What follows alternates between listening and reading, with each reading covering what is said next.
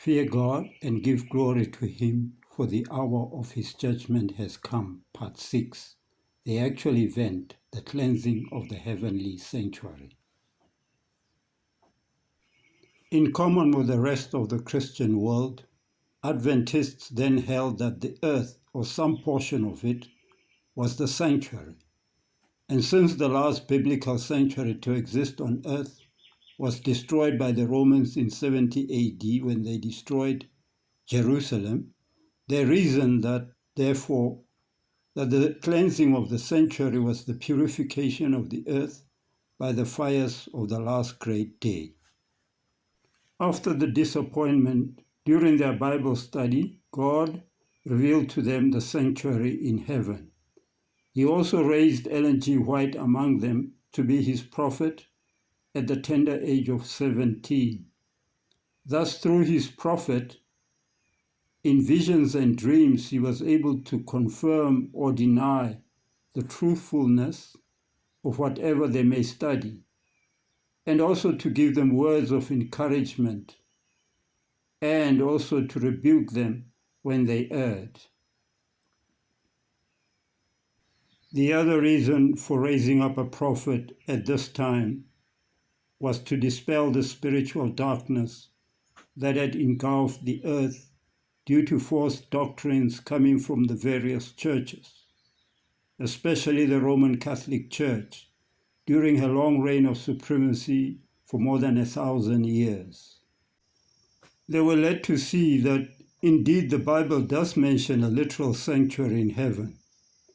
Paul, when speaking about the ministry of Jesus Christ in the sanctuary in heaven, says, "We have such a high priest, who is set on the right hand of the throne of the majesty in the heavens, a minister of the sanctuary and of the true tabernacle, which the Lord pitched and not man." Hebrews 8, verses 1 and 2. And that Christ is not entered into holy places made with hands, which are figures of the true, but into heaven itself, now to appear in the presence of God for us. Hebrews 9, verse 24. And it was shown that the earthly sanctuary was a copy and shadow of heavenly things, as Moses was divinely instructed when he was about to make the tabernacle. For God said, "See that you make all things according to the pattern shown you on the mountain." Hebrews 8, verse 5. They discovered from the Bible that when God says, "Fear God and give glory to Him, for the hour of His judgment is come," Revelation 14, verse 7, this refers to the investigative judgment when the records of all who claim to be Christians will be investigated, and not the executive judgment when Jesus shall come to execute judgment upon the wicked with the fires of the last day.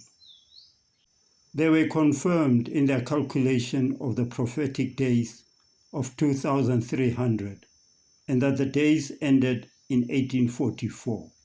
But the event was not the coming of Jesus to earth, but to the most holy place in the sanctuary in heaven to start the investigative judgment, to see who among the professed Christians had truly accepted Jesus Christ as Savior, so that their sins may be blotted out of the books of heaven by the blood of Christ spilled on Calvary.